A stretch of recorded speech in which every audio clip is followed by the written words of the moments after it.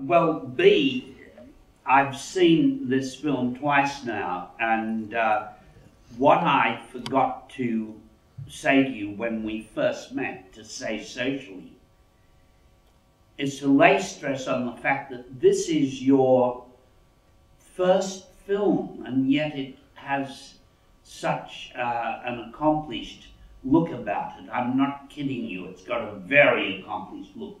And one can believe it was made by a filmmaker in mid-career or at the apogee of a career. So where did you garner that directorial experience? Well, thank you. Thank you very much. I've always been a film buff. I love movies, and I think with Happy Everson, the fact that it took 6 years to develop the project actually gave me a lot of time to prepare. I think we were really seriously well prepared, and I was lucky in my choice of actors. I had a great crew, I had a great cinematographer, I had a great production designer, and everything just worked. Everything came together when we shot the movie in Calabar in southeast Nigeria. And yeah. Is it true, if you've got all those wonderful people around you and a good cinematographer and that and a good script, that directing is just a matter of setting things out? I'm not trying to diminish your role, but it's more. It's a things going swimmingly phenomenon if you've got all those people who collaborate, who are really collaborating instead of working against you. Yeah, I mean, if you have to be very, very decisive. Because I surrounded myself with a very experienced team, people who, some of them had been working before I was born. They were quite. Everyone had very strong opinions, and I had to be quite assertive and say, yes, I know you can do that, but this is what I want, not that. And so you still have to be quite decisive. You have to be assertive, yeah. And you told me that the budget was very small. You had to invest everything you had into what was going to be on the screen, and yet it looks like a fairly expensive, like a big budget movie. How was that managed? Well, first of all, I was very clear about the kind of movie I wanted to make. I actually storyboarded every single scene, but the storyboarding wasn't. It was just a document that allowed me to show my crew exactly what I wanted, how I wanted the movie to look, and the fact that the first day of principal photography was postponed several times actually helped, because it meant that I had more time to work with my director of photography, my cinematographer, to just make sure that we were both making the same film. I had film references. I was very, very specific about what I wanted it to look like. And you knew the book before it was published. You encountered the book the first time because it's written by a fellow countrywoman of yours. Yes. A woman called Chimamanda Ngozi Adichie. Yeah. And as good as the film is, it's also a quite brilliant book. It is a great book. Yeah. And her family history is akin to your family history. Well, Chimamanda is an Igbo. She comes from the southeast. I'm Yoruba. I come from the southwest. My connection to the war, to the Biafran war, apart from the fact that I'm Nigerian, was the fact that when I was born a few months after the war started, and and the war ended before I was 3 years old, so I have absolutely no recollections of the war. But my childhood when I was a kid, I remember that my mother used to talk about a brother that I had, who I didn't meet, who, when the war broke out, he was about 16, 17, he joined the army, and he was killed in action. Now, my dad was a Second World War veteran, and retained his links with the army and was able to ascertain that my brother died. But my mom never accepted the fact that her son died. And when I was a kid, she would talk about people, someone spotting him in this town, someone spotting him there. And I kept expecting this person to walk in. Yes. Like, you know, because I knew if he did, my mom would be happy. And I think that just stayed with me. And that's probably why I was drawn to making a movie. And he was on, your brother was on the federal side? He was on the federal side.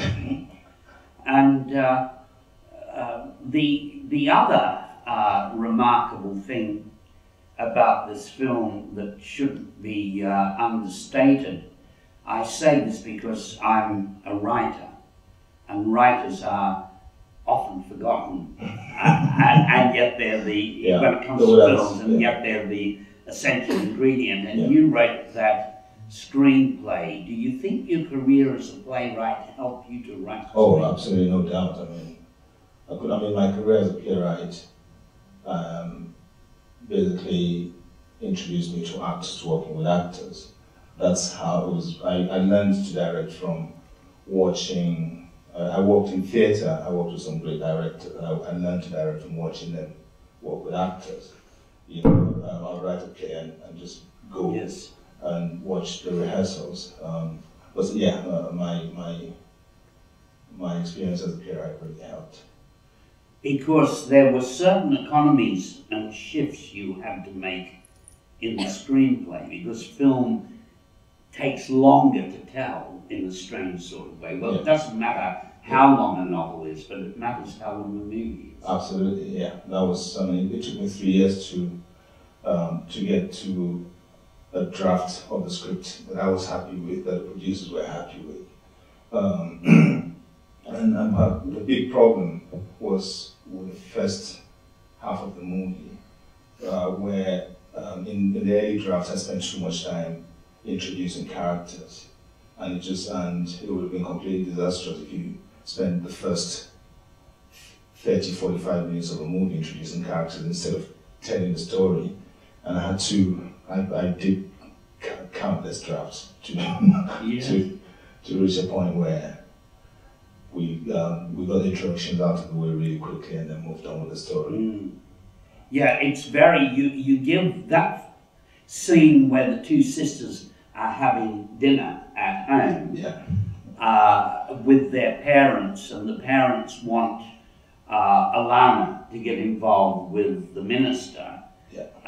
There is so much information in that scene, and yet it doesn't seem laid on. It must have taken a long time to refine that scene that sets up the movie. Yeah, because it was, I remember, you're completely right, that seems pure exposition, but I kind of wrote it as if it was just texture. Yes, indeed. That's hard to do, just because most of us just put the information in raw and people fall asleep. But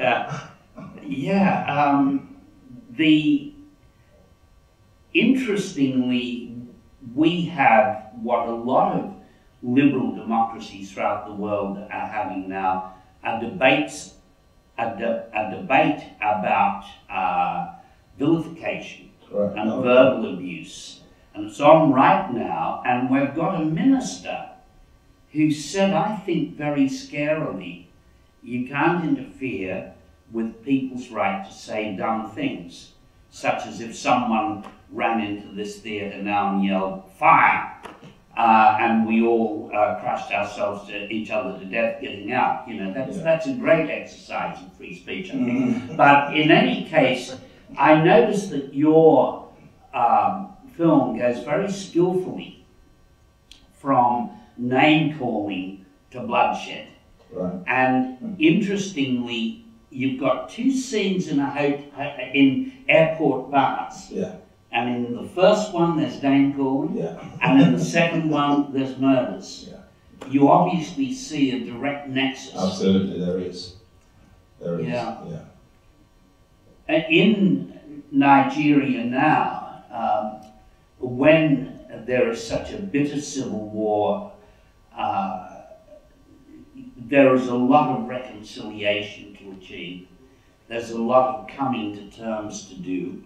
To go for one side, the mother from one side to go down the street and buy a product from a shopkeeper from the other side. Just that normal civic exchange that is a matter of course in many societies. How did the Nigerians go about putting this war behind them, and have they put it behind them? We haven't put it behind us at all. I mean, what happened was when the war ended in 1970, Nigeria had just become awash with oil money, and so the government just poured money into this thing called the process of national reconciliation, and hundreds of thousands of Easterners who had fled in 1966 from the north came back by the end of 1970, beginning of 71. They were coming back, and there was a tacit agreement that we should deal with the aftermath of the war by not talking about the war, and so it just disappeared from national conversation. It's not in the school curriculum. We don't teach it in history. And as a result of that, 40 years after the war ended, we still have exactly the same problems that caused the war. We still have them today, and Nigeria is possibly as divided now as it was just before the war. And I think one of the reasons, I mean, there are many reasons why I made this movie, but one of them was I felt that we needed to have this national conversation, talk about it, and then move on. You can't just bury something as traumatic as a war in which millions of people died. You really have to talk about it. Maybe we could talk about it and agree to disagree, but we need to talk about it. Sure. So a screening I saw, the Nigerian High Commissioner was present, and that was a great thing to have him there. But on the other hand, did the government and representatives government, are they both proud and challenged by the film? Well, the ambassador himself really liked the film. He loved it. He told me that. But we actually haven't screened the movie in Nigeria yet. That's happening. It opens in Nigeria next month. It opens in April, and I'm looking forward to going to Lagos for the premiere. I have absolutely no idea what people are going to make of it. Yes, it's. There must be amongst people of your generation and even the generation behind yours a greater openness to resolving this, is there? Or do you think that people are right back where they were in the 60s in their attitudes? I think so the thing with Nigerians is when we're in Nigeria, we're not Nigerians at all. We're Hausas, Yorubas, Igbos, Thieves. We're not. We only become Nigerians when there's a football game. The national team engaging with a foreign team. We only become Nigerian when we're outside of Nigeria. we still haven't yet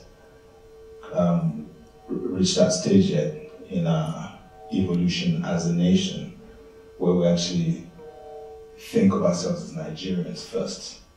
Mm-hmm. And until we get there, I think it's very precarious. Yes, the likelihood of violence on this scale has diminished. Yes, hasn't it? I hope so. I mean, I hope so. It's very important that the people who are your age, you said you were 3 when this happened, when it ended, Yeah. and it was quite a long war, wasn't it? You were 3 when it ended. For your generation, some of this stuff, unless it's talked about in households, is going to be a revelation. Oh yeah, for many Nigerians, yeah, absolutely, yeah. And so you must approach the coming premiere in Nigeria with a little bit of trepidation. I'm looking forward to it. I mean, I'm a little bit of trepidation, but I'm actually more excited than. Yes, yes. I was once at a premiere of Schindler's List in Vienna, which made people nervous. You know, what would the reaction be? But Vienna, yeah. I don't think you can overestimate the goodwill of cinema audiences. And cinema has this power that other argument doesn't. It shows you the human face. Right. And I tell you what, when it comes to those 2 sisters, they are magnificent actors and magnificent women. Thandie Newton and her sister Kainene, Alana and Kainene. Did you spend a lot of time finding those actors?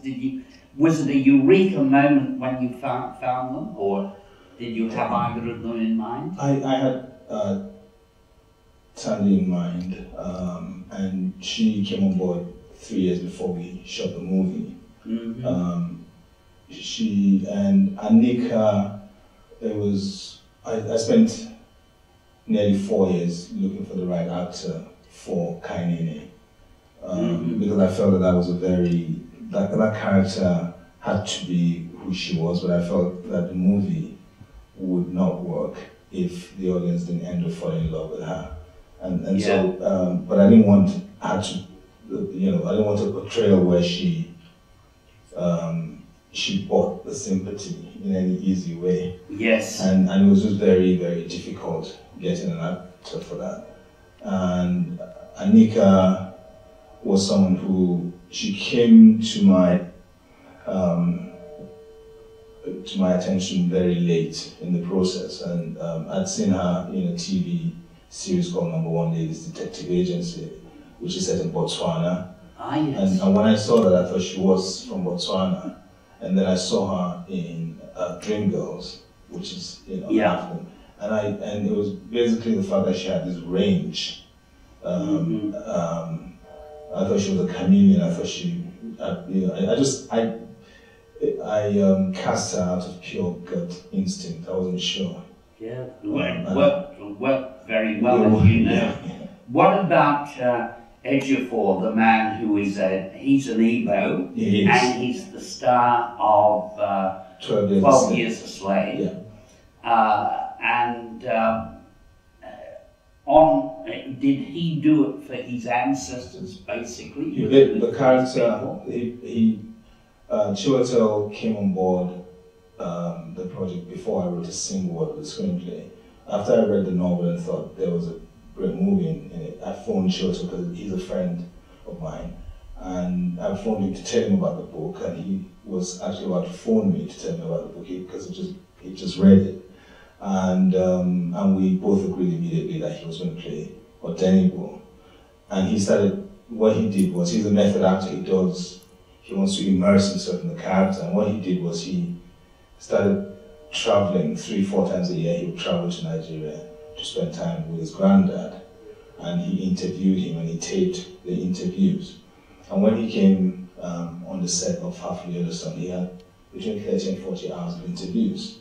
And he would listen. I spent an evening once with him in his room, and listening to I listened to about 3-4 hours of his recordings. And when we started shooting the film, what Chiwetel's became, once he became his grandfather, his accent, absolutely everything he did was from, he just played his grandfather. He was like really wonderful transformation. Yeah. Well, I tell you what, I can say hand on heart, I'm just a movie goer. I'm a bad screenwriter. I've been sacked by some very eminent directors. I have to say that to me this is, for me this is the movie of the year. It's one of the most splendid. I liked it better than 12 Years a Slave because there's a vein of pietism and self-congratulation on the urbanity of modern manners underneath that, underneath 12 Years a Slave, to my perception, and I feel that it taints that movie a little bit. Very few agree with me, perhaps, but I felt that there was nothing that tainted your film, so congratulations. Thank you.